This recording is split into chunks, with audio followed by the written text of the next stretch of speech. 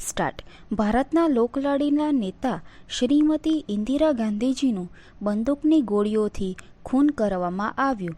તે સમાચાર જાણીને આખું રાષ્ટ્ર શોકમાં ગરકાવ થઈ ગયું. ઇન્દિરાજીએ લોકોનો પ્રેમ એટલો બધો જીતી લીધો હતો કે દરેક ભારતવાસીના હૃદયમાં તેમણે પ્રિયદર્શિની તરીકેનું સ્થાન મેળવી લીધું હતું. તેમના લાંબા શાસન દરમિયાન દેશમાં અનેક સમસ્યાઓ ખડી થઈ. તે દરેકનો તેમણે કુશળતાપૂર્વક ઉકેલ આણ્યો. પાકિસ્તાને જ્યારે આપણા દેશ ઉપર આક્રમણ કરવાની મૂર્ખતા કરી ત્યારે આ આધુનિક ઝાંસીની રાણીએ એક બહાદુર વીરાંગનાની માફક તેનો સામનો કર્યો અને દુશ્મન દેશને ધૂળ ચાટતો કરી દીધો. ઇન્દિરાજીએ ભારત માટે પોતાનું સર્વસ્વ ન્યૌછાવર કરી દીધું હતું અને દેશને માટે પોતાનું લોહી આપવાની પણ તેમની તૈયારી હતી. અગમના એંધાણ તરીકે પોતાના અવસાનને આગલે દિવસે જ તેમણે એવા શબ્દો ઉચ્ચાર્યા હતા કે હું મારા અંતિમ શ્વાસ સુધી આ દેશની સેવા કરતી રહીશ. જ્યારે પણ મારા જીવનનો અંત આવશે ત્યારે મારા રક્તના કેટલાક બિંદુઓ ભારતની ધરતી ઉપર રેડાશે અને તે બિંદુઓ વિરાટ સ્વરૂપ ધારણ કરીને આખા ભારતને મજબૂત બનાવશે. ફકરો. આપણા દેશના કેટલાક સમયથી ત્રાસવાદી પ્રવૃત્તિ અતિશય પ્રમાણમાં ચાલી રહી છે. આવી પ્રવૃત્તિઓને કડકાઈથી દાબી દેવા માટે લોકસભાએ ત્રાસવાદ અવરોધક ધારો પસાર કર્યો છે. આ ધારામાં એવી જોગવાઈ કરવામાં આવી છે કે જે લોકો કાયદાથી સ્થાપિત થયેલી સરકારને ઉથલાવવા પ્રયત્ન કરે, લોકોમાં ભય અને હિંસા ફેલાવે, કોમી રમખાણો અને ભાંગફોડ કરાવે, સ્ફોટક પદાર્થો ફેંકે કે અન્ય ઘાતક હથિયારોનો ઉપયોગ કરે, જાહેર મિલકતને નુકસાન પહોંચાડે, વિવિધ વર્ગો વચ્ચે વૈમનસ્ય ઊભું કરે, ઉશ્કેરણી ફેલાવે, તેમની સામે આ ત્રાસવાદ અવરોધક ધારાનો ઉપયોગ કરી શકાશે. આ પ્રકારના ગુનાઓ માટે ખાસ અદાલતો સ્થાપવામાં આવશે જેથી ત્રાસવાદી લોકો ઉપર ઝડપથી કામ ચલાવીને તુરત જ સજા કરી શકાય. આવી પ્રવૃત્તિ માટે 7 વર્ષ સુધીની સખત કેદની સજાની જોગવાઈ કરવામાં આવી છે અને આ સજાની સામે સુપ્રીમ કોર્ટ સિવાયની બીજી કોઈ કોર્ટમાં અપીલ કરી શકાશે નહીં. સરકારને આશા છે કે આ પ્રકારના કાયદાથી હવે ત્રાસવાદનો અસરકારક રીતે સામનો કરી શકાશે અને આવા લોકોને લોખંડી હાથે દાબી શકાશે. ફકરો. ભારતના રાષ્ટ્રપતિએ પ્રજાસત્તાક દિનની પૂર્વ સંધ્યાએ આકાશવાણી અને દૂરદર્શન ઉપરથી રાષ્ટ્રજોગું પ્રવચન આપતા કહ્યું હતું કે મિત્રો, ઉત્તરે હિમાલય અને દક્ષિણે હિન્દી મહાસાગર વચ્ચે આવેલો પ્રદેશ આપણો ભારત દેશ છે અને એ બે સીમાડા વચ્ચે વસતા બધા લોકો ભારતીય છે. ભલે આપણી ભાષા, ધર્મ, જ્ઞાતિ કે પ્રદેશ જુદા હોય, પણ આપણા સૌના સંસ્કાર, રીત રિવાજ અને આચાર વિચાર એક સરખા છે. આથી આપણે પ્રદેશવાદ, જ્ઞાતિવાદ, ભાષાવાદ કે અલગતાવાદને જરા પણ મહત્ત્વ આપવું જોઈએ નહીં. અને તે સંબંધીના પ્રશ્નો અંગે આંદોલનો ચલાવવા ન જોઈએ. આપણા દેશમાં લોકશાહી શાસન પદ્ધતિ છે અને આપણે પોતે જ ચૂંટીને મોકલેલા માણસો આપણા દેશનું તંત્ર ચલાવી રહ્યા છે. આમ છતાં હાલ ઘણીવાર કેટલાક માણસો પોતાનું ધાર્યું કરાવવા માટે હિંસા, ભાંગફોડ અને ત્રાસવાદી પ્રવૃત્તિઓનો આશરો લે છે અને સરકારી તંત્રને સ્થગિત કરી દેવાનો પ્રયત્ન કરે છે. આ પદ્ધતિ બિલકુલ ગેરવાજબી છે. તેને બદલે પરસ્પર મિત્રતા, પ્રેમ અને ભાઈચારાથી કાયદાની અંદર રહીને બધી સમસ્યાઓનો ઉકેલ લાવવો જોઈએ. જય હિન્દ. સમાપ્ત.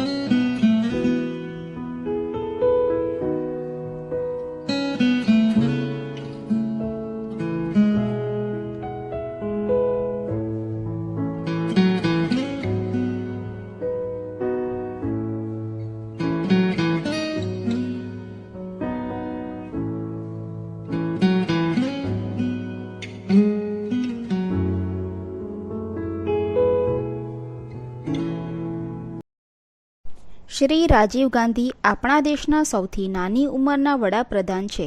તેમનામાં યૌવનનો તરવરાટ છે તો સાથોસાથ પ્રૌઢતાનું શાણપણ પણ છે.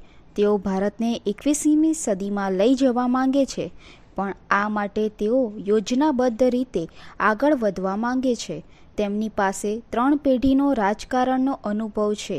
આથી જ્યારે તેમની સમક્ષ કોઈ પ્રશ્ન આવે છે ત્યારે તેઓ તે પ્રશ્ન સંબંધીની ઝીણવટભરી માહિતી એકઠી કરે છે, તેનો ઊંડો અભ્યાસ કરે છે અને ત્યાર પછી જ તે બાબતનો નિર્ણય લે છે.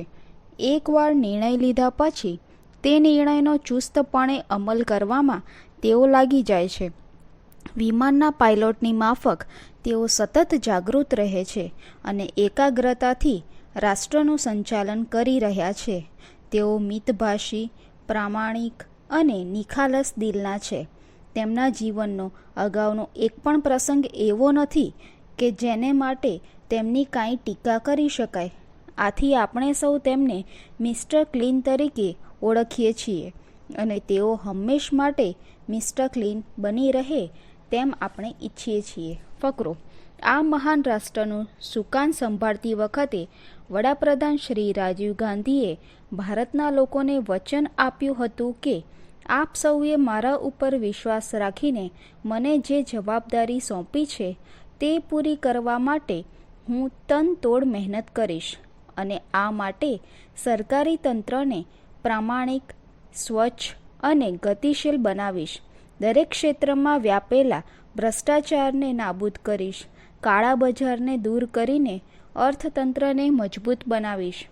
અદ્યતન વિજ્ઞાન અને ટેકનોલોજીનો ઉપયોગ કરીને ભારતને કમ્પ્યુટર યુગમાં લઈ જઈશ. અત્યારની પંજાબ અને આસામ જેવી મુશ્કેલ સમસ્યાઓનો પરસ્પર સમજૂતીથી ઉકેલ લાવીશ. આપણા પાડોશી દેશો સાથે મિત્રતાના સંબંધો બાંધીશ. પરદેશના રાષ્ટ્રો સાથે તટસ્થ નીતિ ચાલુ રાખીશ. દેશના કામદારો, મજૂરો અને નબળા વર્ગના લોકોને પૂરતી રોજગારી આપીને ગરીબીનો સંપૂર્ણપણે નાબૂદ કરવાનો કાર્યક્રમ ઘડીશ. જાહેર ક્ષેત્રના સાહસોને કાર્યક્ષમ અને નફો કરતા બનાવીશ. શિક્ષણની પદ્ધતિમાં પાયાના ફેરફારો કરીને આજના યુવાનોને કાર્યશીલ અને દેશપ્રેમી બનાવીશ. દેશના રક્ષણ માટે પૂરતી સાવધાની રાખીશ અને આ રીતે ભારતના લોકો સુખી, સમૃદ્ધ અને સંપત્તિવાન બને તે માટે મારાથી બનતા બધા પ્રયત્નો કરીશ. ફકરો. આજ રોજ નાણામંત્રીશ્રીએ નવા વર્ષ માટેનું અંદાજપત્ર લોકસભામાં રજૂ કર્યું હતું. તેમાં કુલ આવક ₹49,212 કરોડ અને કુલ ખર્ચ ₹52,862 કરોડ દર્શાવવામાં આવેલ છે. આથી બજેટમાં લગભગ ₹3,650 કરોડની ખાધ રહેશે એમ માનવામાં આવે છે. આ ખાધને પહોંચી વળવા માટે કેન્દ્ર સરકારે મુખ્યત્વે કરીને મોજ શોખના સાધનો જેવા કે motorcar, colour TV, air conditioner વગેરે ઉપર આબકારી જકાત વધારી છે અને લોટરી તથા રેસની આવક ઉપર 40% જેટલો વેરો નાખવાની દરખાસ્ત કરી છે. તો આની સામે ગરીબ લોકોને અનાજમાં અપાતી સબસિડીમાં વધારો કર્યો છે. કર્મચારીઓના પ્રોવિડન્ટ ફંડની રકમનો વ્યાજનો દર ઊંચો કર્યો છે. શિક્ષિત બેકારોને રોજગારી અપાવવા માટે નવી યોજના દાખલ કરી છે અને કેટલીક રોજિંદી ઘર વપરાશની ચીજવસ્તુઓ તથા જીવનરક્ષક દવાઓ ઉપરના વેરા સદંતર કાઢી નાખ્યા છે. એકંદરે જોતા નાણામંત્રીશ્રીએ તવંગર લોકોની તિજોરીમાંથી વધારાના નાણાં કુશળતાપૂર્વક તફડાવી લઈને બાંધી આવકના લોકોના ખિસ્સામાં તે નાણાં ધીમેથી મૂકી દીધા છે. આ રીતે આ એક સાચું સમાજવાદી અંદાજપત્ર છે. સમાપ્ત.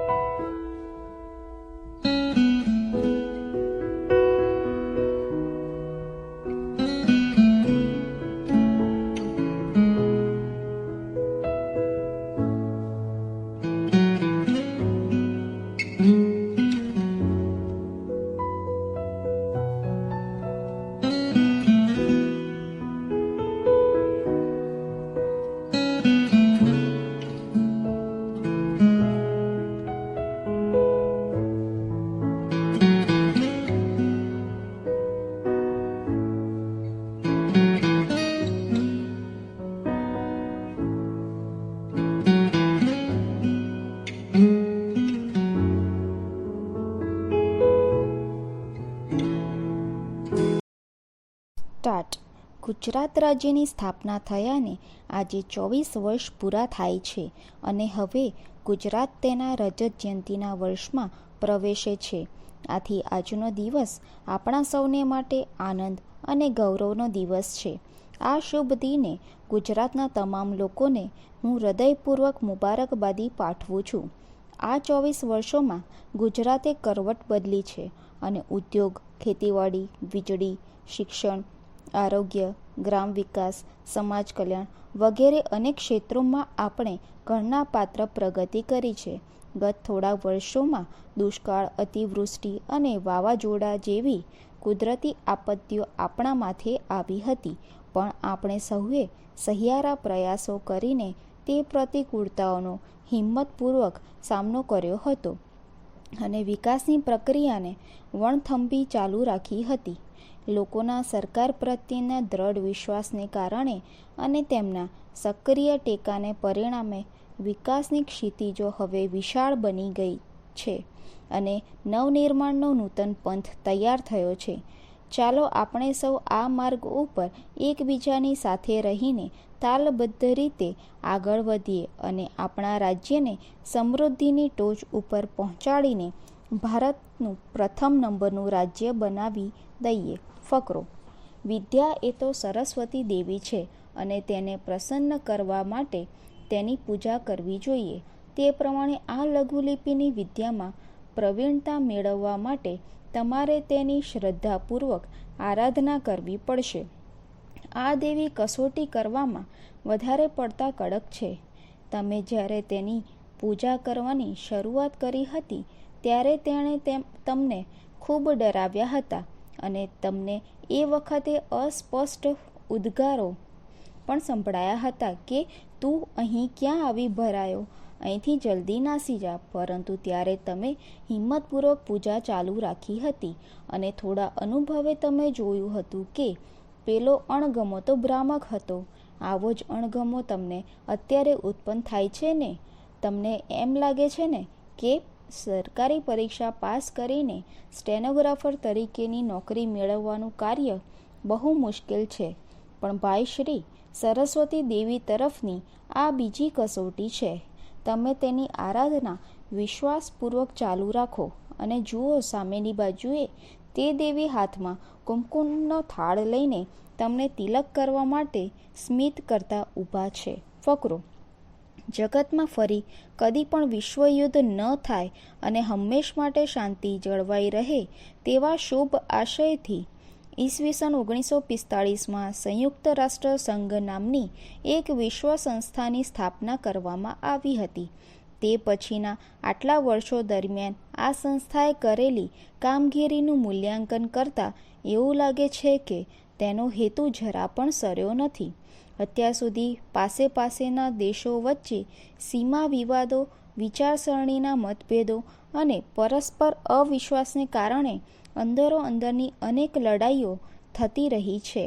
જગતના બે મુખ્ય શક્તિશાળી દેશો અમેરિકા અને રશિયા એકબીજાને પોતપોતાના કટ્ટર શત્રુ તરીકે લેખે છે અને આથી આ વિશ્વ સંસ્થા સમક્ષ જ્યારે કોઈ પ્રશ્ન આવે છે ત્યારે તેઓ પોતાના સ્વાર્થની દ્રષ્ટિથી તે પ્રશ્નને જુએ છે અને પોતાને લાભ થાય એ રીતે જ તે પ્રશ્નનો ઉકેલ લાવવાનો પ્રયત્ન કરે છે.